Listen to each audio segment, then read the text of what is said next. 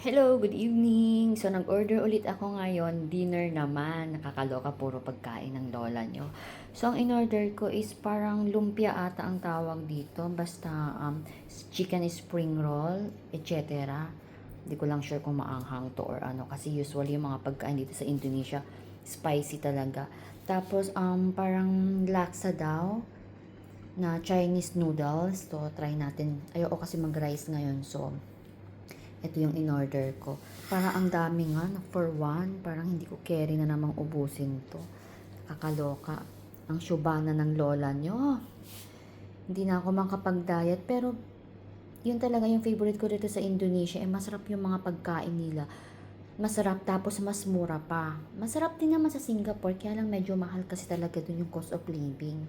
Dito sa Indonesia parang nag-i-enjoy talaga ako ng kakalamon.